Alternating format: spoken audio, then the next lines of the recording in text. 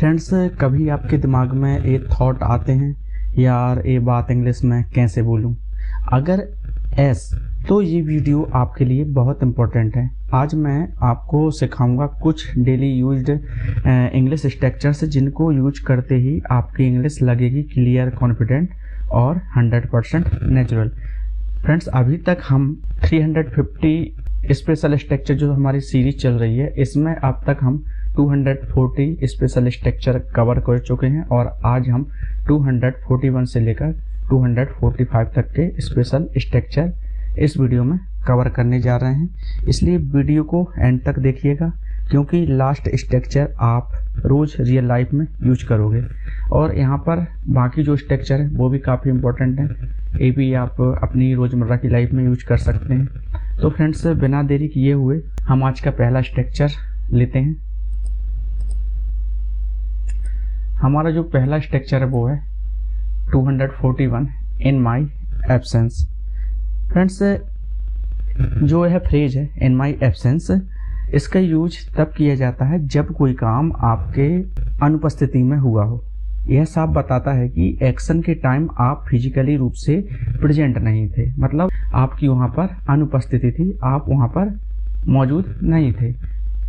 तो ऐसी स्थिति में आप यहाँ पर इस फ्रेज का यूज कर सकते हैं। इसके लिए जो स्ट्रक्चर है वो है subject plus verb plus object, उसके बाद आपको लास्ट में इसमें इन माई एब्सेंस को ऐड करना है।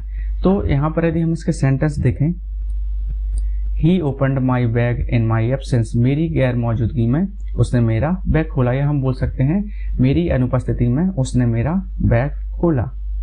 The teacher explained the lesson in my absence, मेरी गैर मौजूदगी में अध्यापक ने पाठ समझाया, या हम बोल सकते हैं मेरी अनुपस्थिति में अध्यापक ने पाठ समझाया। Don't take any decision in my absence, मेरी गैर मौजूदगी में कोई फैसला मत लेना। They finished the work in my absence, मेरी गैर मौजूदगी में उन्होंने काम पूरा कर लिया। What did you do in my absence, मेरी गैर मौजूदगी में तुमने क्या किया?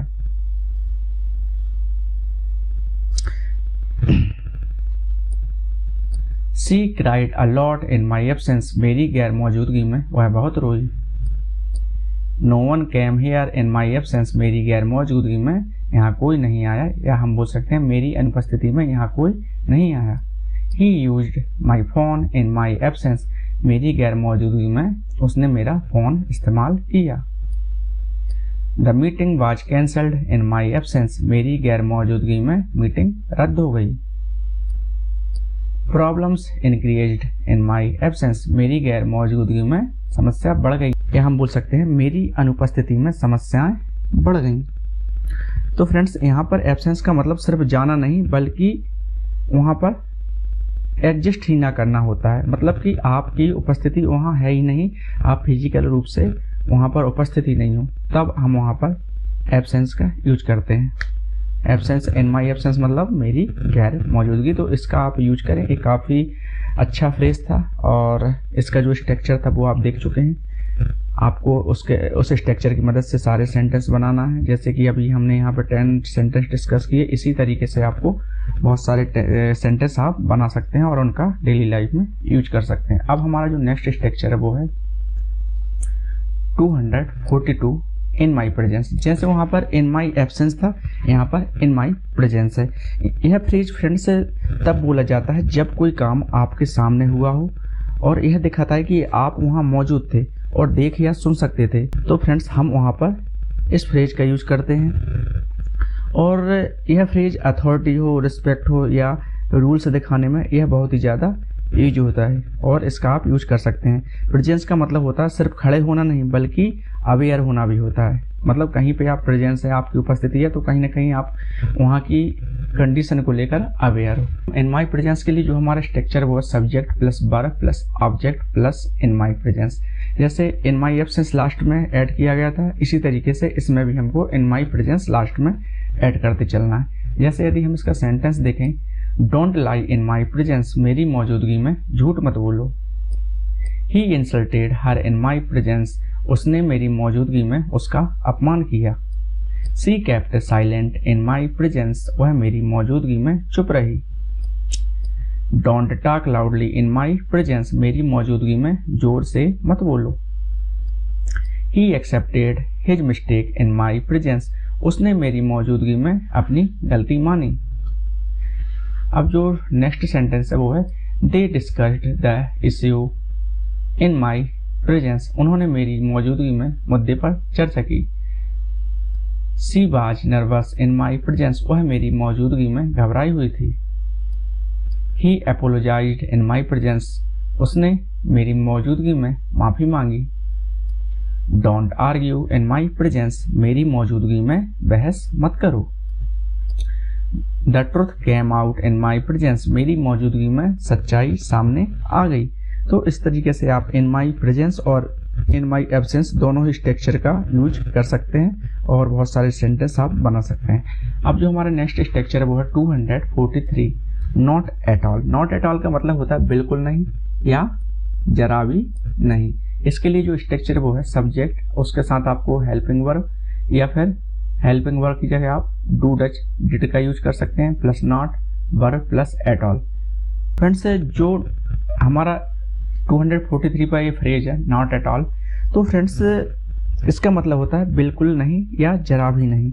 और यह फ्रेज जो होता है स्ट्रॉन्ग नेगेटिव मीनिंग देता है। जब सिर्फ नॉट कम लगे तब नॉट एट ऑल बोला जाता है। मतलब जब हम बोलते हैं नॉट तो यह भी एक नेगेटिव वर्ड है, लेकिन ये हमको थोड़ा कम फील हो रहा है, मतलब थोड़ा कम लग रहा है, तो इससे भी ज़्यादा स्ट्रॉन्ग वर्ड है नॉट एट ऑल। तो जब हमको नॉट कम लगे तो अब हम नॉट एट ऑल बोला करते हैं। इससे साफ हो जाता है कि 0% भी नहीं। टोन थोड़ा क्या है इसमें फ्रेम और क्लियर हो जाता है। स्पोकन इंग्लिश में कॉन्फिडेंस दिखाने के लिए हम इसका यूज करते हैं और यह डाउट हो या कन्फ्यूजन हो उसको दोनों को पूरी तरीके से ख़त्म कर देता है। तो इसका आप यूज कर सकते हैं। यदि हम इसके सेंटेंस देखें, I am not at all tired, मैं बिल्कुल भी थका हुआ नहीं हूँ। He is not at all honest, वह बिल्कुल भी ईमानदार नहीं है। She did not help me at all, उसने मेरी बिल्कुल भी मदद नहीं की। फ्रेंड्स यहाँ पे जो he is not at all honest है, यहाँ पर जो एट ऑल है इसको आप लास्ट में भी लगा सकते हैं स्ट्रक्चर के अकॉर्डिंग।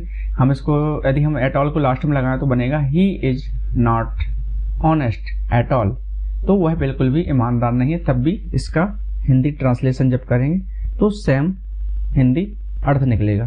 तो यदि अब हम इसके 4th नंबर के सेंटेंस की बात करें, I don't like this movie at all, मुझे यह फिल्म बिल्कुल भी पसंद नहीं आई।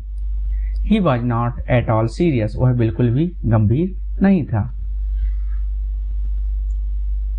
आई डिडंट अंडरस्टैंड एट ऑल, मुझे बिल्कुल भी समझ नहीं आया।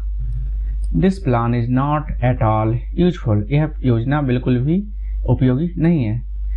यह हम बोल सकते हैं this plan is not useful at all, यह योजना बिल्कुल भी उपयोगी नहीं है।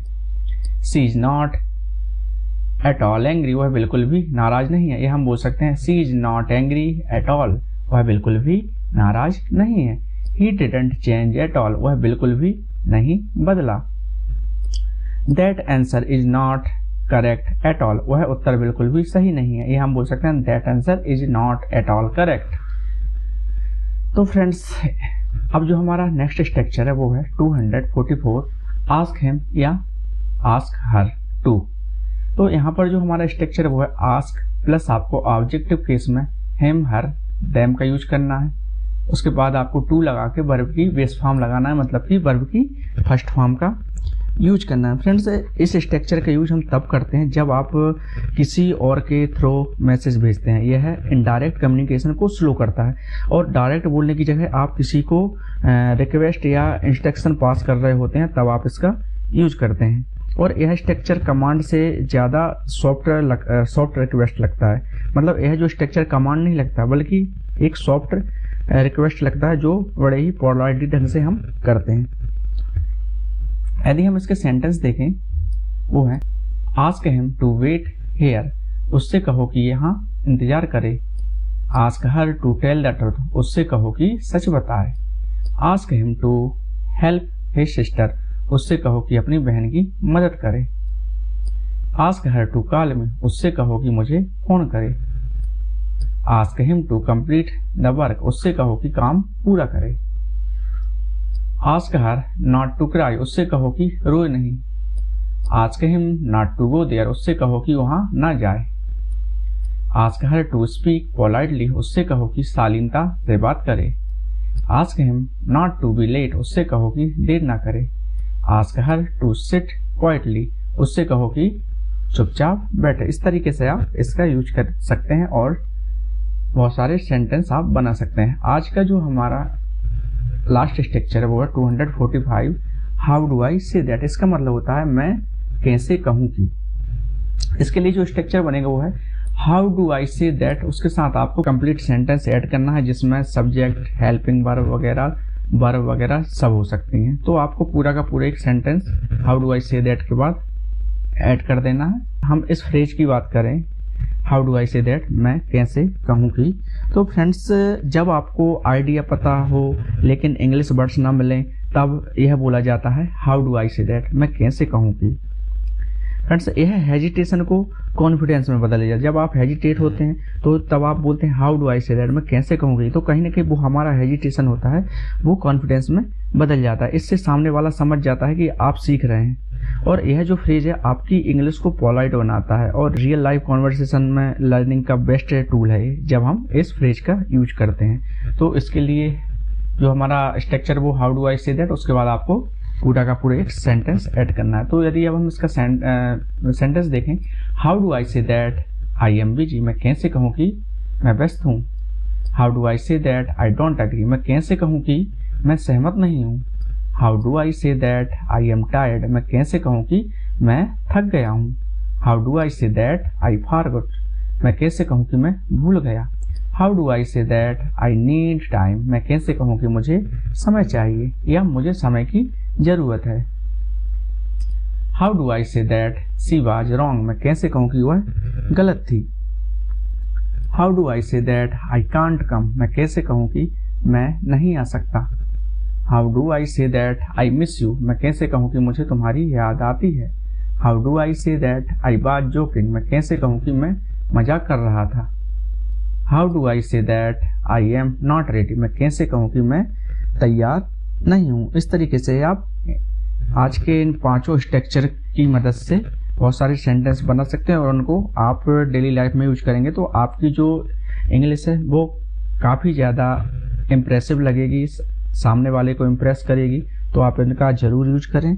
अब आप समझ गए होंगे कि इंग्लिश बोलना हार्ड नहीं होता, बस सही स्ट्रक्चर आना चाहिए।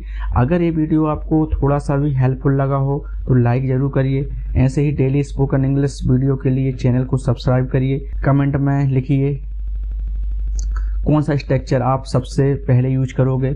मिलते हैं नेक्स्ट वीडियो में एक और पावरफुल इंग्लिश वीडियो के साथ। Thank you so much for watching this video. Friends यदि आप चैनल पर नए हो तो चैनल को सब्सक्राइब जरूर करिएगा और अपने रिलेटिव को, अपने फ्रेंड्स को वीडियो ज़रूर शेयर करिएगा।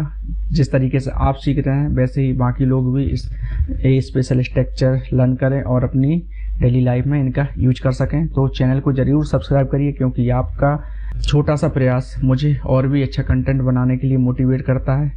इसलिए इस चैनल से जुड़े रहिए और इस चैनल पे आपको बहुत कुछ मिलने वाला है। जैसे जैसे इस चैनल ग्रो करेगा मैं आपके लिए स्पोकन इंग्लिश का पूरा कोर्स लाऊंगा और उसके बाद मैं जूम सेशन भी लाऊंगा जिसमें सिलेक्टेड जो लोग होंगे उनको उसमें मैं इंग्लिश स्पोकन सिखाऊंगा और पूरी गारंटी के साथ सिखाऊंगा। तब तक के लिए चैनल से जुड़े रहिए और जो कुछ भी इस चैनल पर कंटेंट आपको उपलब्ध कराया जा रहा है उससे अपनी इंग्लिश को नेक्स्ट लेवल पर ले जाइए। मिलते हैं नेक्स्ट पावरफुल वीडियो के साथ। तब तक के लिए मेहनत करते रहिए और स्वस्थ रहिए।